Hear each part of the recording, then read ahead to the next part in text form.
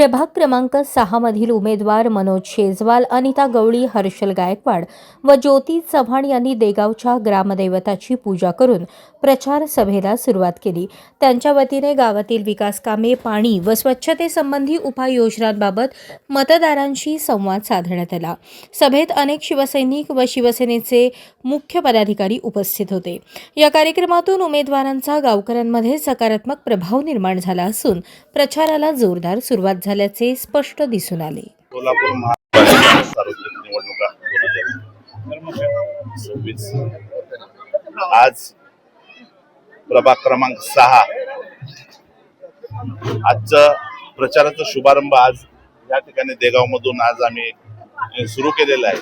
आताच सर्व शिवसेनेचे नेते संजयजी कदम साहेब, संपर्क प्रमुख सचिव युवा सेनेचे किरणजी साळे साहेब, अमोलजी शिंदे साहेब, साईनाथ भाऊ अभंगराव, महेश नाना साठे, माजी गृहराज्यमंत्री सिद्धारामजी मेत्रे साहेब, जिल्हा प्रमुख अमरजी पाटील साहेब, संतोषजी पवार साहेब राष्ट्रवादीचे शहराध्यक्ष, तसेच शिवसेनेचे शहर प्रमुख सचिन चव्हाण साहेब आज या ठिकाणी आवर्जून लोकसभेचे शिवसेनेचे संपर्क प्रमुख संजयजी कदम साहेब हे देखील आज आवर्जून या प्रचाराच्या शुभारंभासाठी या ठिकाणी आले होते देगाव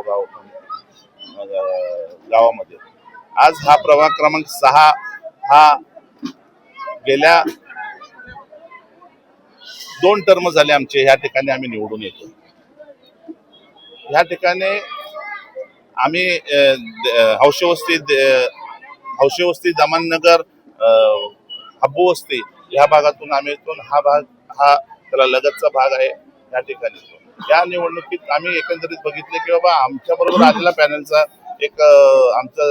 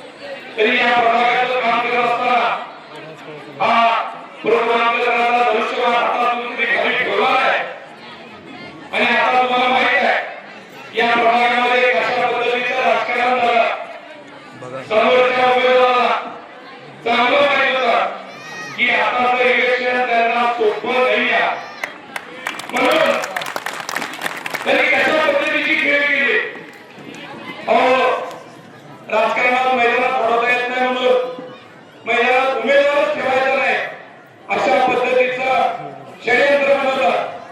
महाविकास आघाडीच्या मीटिंग मध्ये साहेब बसले।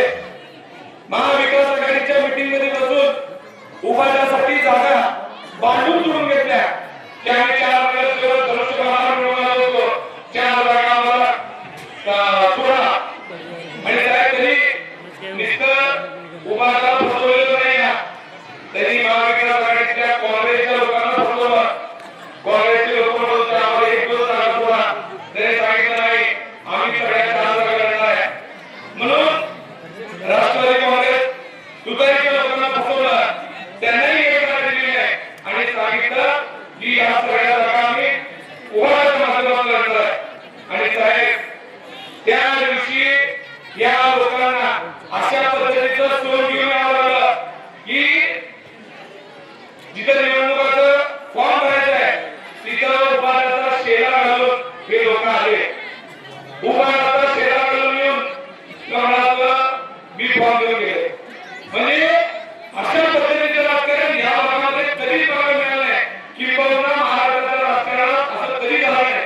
नुसते एकावर गद्दारी नाही केली, 12 उमेदवारांचं नुकसान करून ते स्वतःच्या घरात उमेदवारी मिळवले।